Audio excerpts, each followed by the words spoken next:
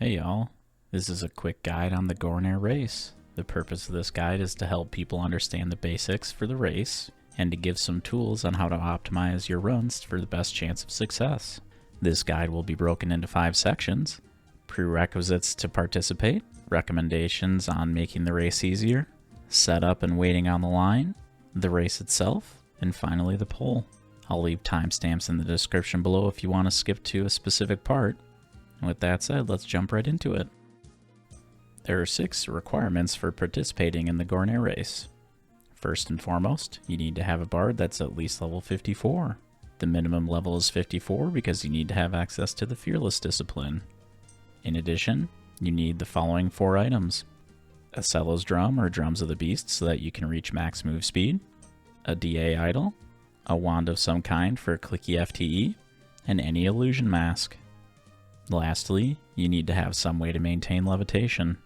It can be through use of an item, or you can have a friend that commits to come giving you DMF. If possible, avoid using the singing steel boots. Although technically they can work, the duration is so short that you end up having to rebuff yourself every 1 minute. The only required songs to participate in the race are Celo's Accelerando and Bind Sight. I'll cover a few additional songs that might be useful when we get to the recommendations section. Next, I'll cover some quality of life tips. I personally use all of these, but none of them are required. The first recommendation is to set up genotimers for all your buffs. It is important to have at least 2 minutes of levitation for the race, so having a genotimer set up to tell you when to refresh is very handy. I use text-to-speech to notify me of all my buff timers when racing. This allows me to keep my eyes on the spawn point as much as possible. It is critical to maintain strafe as much as you can during the race. To make this easier, I set a single keybind, which combines both move forward and strafe right. With this, I can hold a single key for the entire race.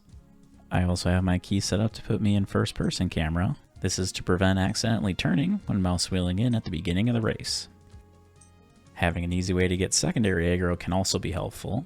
For this, you need an item which allows you to buff the person pulling that doesn't require direct aggro into Gorenaire. Here are a few examples of secondary aggro items. I'll cover how to use them in the pull section of the video. My last recommendation is to make a few macros. I use a location macro, a pop call macro, an FTE macro, and a macro for Fearless discipline. I'll cover the use of each of these later in the video. As for songs, there are a few I can recommend. Locate Corpse is quite helpful to have to set up your bind sight. Having a heal song can be useful if you happen to take damage. Occlusion of Sound is good to have on your bar in case you need to use it when you pull into camp. Having some sort of magic resist song can be helpful. A quick note is that the magic resist song you pick is going to depend on whether you have your epic or not. If you do have an epic, then Psalm of Mystic Shielding is the way to go. Otherwise, Guardian Rhythms should work. Now I'll cover setting up for the race and what to do while you wait on the line. The race line for Gorenaire is the Druid Ring and Dreadlands. Before lining up, you should get a target on the corpse at Gorenaire spawn. This can usually be done by casting your Locate Corpse song without a target. Try doing this from the Druid Ring, and if it doesn't work, run to the tunnel and try again. If it still doesn't work, you'll need to carefully run out to Gorenaire spawn and click the target directly.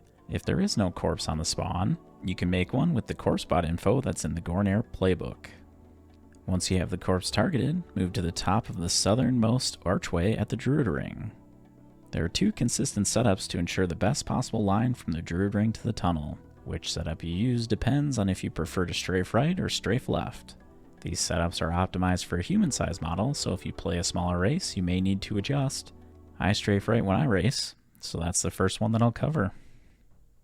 While on top of the archway, move your character so that the left foot is on the corner. Zoom into first person and tilt up. Now zoom out and aim your character's head so that it's a little bit to the left of center of the furthest tree directly in front of you. If you prefer to strafe left, the starting place will be the same.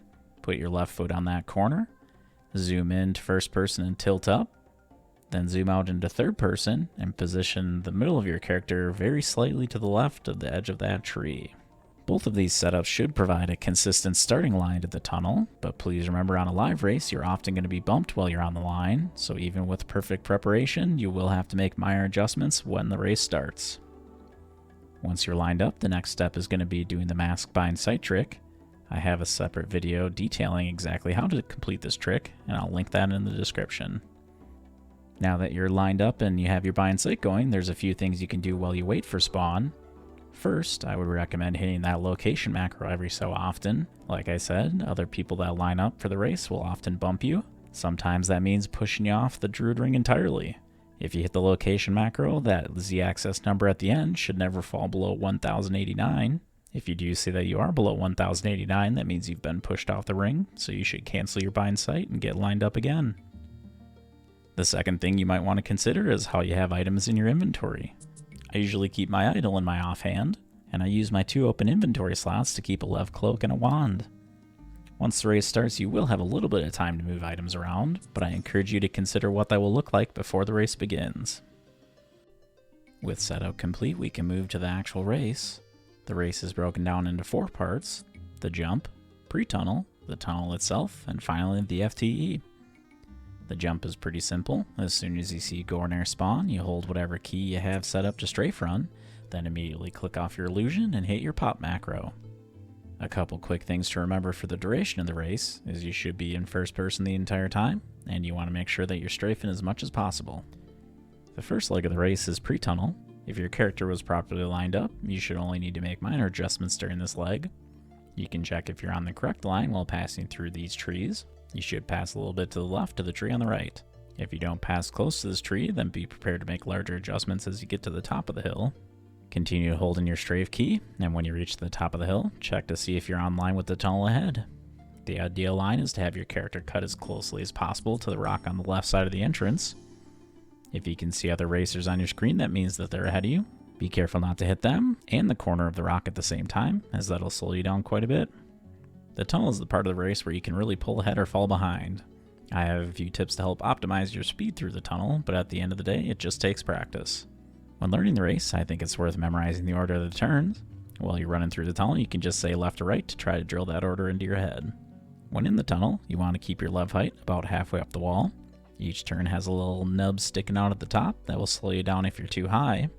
And if you stay too low to the ground, then there are a few hills that you'll run into as you go through the tunnel that'll slow you down as well. The final tip I have for the tunnel is using short mouse turns. To maximize speed, you need to be strafe running as much as possible. To maximize the time that you are strafing, you should use 2 or 3 quick mouse adjustments for each turn. Holding down the right mouse button and following the wall exactly can be a good way to learn the race, but it will not be as fast since it lowers the overall time strafing. When leaving the tunnel, make sure to stay on the left side, but be careful not to bump into that small section that juts out just at the exit. After exiting the tunnel, stay left and aim for this little indent on the hill. Hug this wall around the corner until you see this patch of rock in front of you. The optimal line is to go to the left side of this rock patch, as I'm showing here. After getting around this patch of rock, you want to angle yourself downwards and head towards the valley ahead. You should see Gorenaire come into view, pathing from the right to the left. You can click on Gorenaire to get a target, and as you approach, press your Fearless macro, and start spamming your wand for engage. If you do get FTE, immediately use your DA idol. You can then turn and start running away from Gorenaire. As soon as you see the particles for charm go off, you can click off your DA and start solos again. If another guild gets FTE but you happen to put charges into Gorenaire anyway, you want to make sure not to interfere with their pull by either running into Gorenaire and dying, or running to the other side of the tunnel and camping out. There are 2 roles for the actual pull itself, the cool hero that won FTE, and everyone else. If you're the FTE, then you become the primary puller. Make sure to keep an eye on Gore while heading to the tunnel. The fear range is 200 units and it can go off every 30 seconds. Move towards the tunnel and post up on the hill on the far side. Wait for Gore to approach the hill opposite of you, then head into the tunnel. The tunnel itself is not actually long enough to leash Gore. Head through the tunnel as normal and stop when you get to that final ramp leading to the exit. You can sit down and wait for 10 seconds. You can either count this out loud or just watch one of your G timers to see the 10 seconds tick off. Once 10 seconds are over, you want to stand up and move to the actual exit of the tunnel, and then stand for an additional 4 seconds.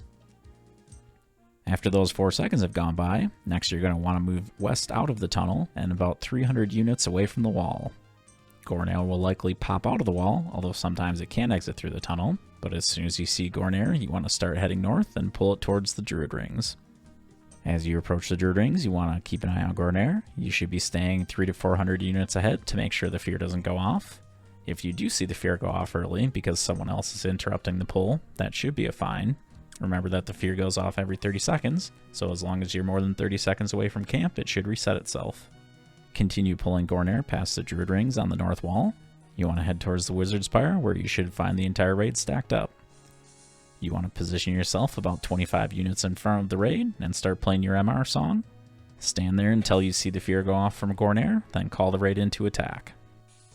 If you weren't the one that secured FTE, or if you arrived late to the party, then your job is to get secondary aggro on the puller so that the FTE doesn't drop should something happen. To get secondary aggro, use an item that buffs or heals the puller. It is critical that you do not aggro Gorenaire themselves because that will mess up who the mob is chasing. If you have no method to buff the puller, and you have not put any aggro directly into the mob, then you can go near the mob and just keep an eye on it to see if it gets stuck anywhere and communicate with the puller if anything unusual happens. If you did get secondary aggro on the puller, you'll need to stand between the puller and the raid. Your primary job is to stay a little bit ahead of the puller so that if something happens to them where they die, you're able to pick up the FT without dropping it. When the pull is close to camp, make sure that you stick with the puller so that you can bleed the fear off alongside them. And there you have it, all the information I can share about the Gorenaire race and pull that I have learned. I'll link a few supplemental resources in the description below, and if you have any questions, feel free to reach out.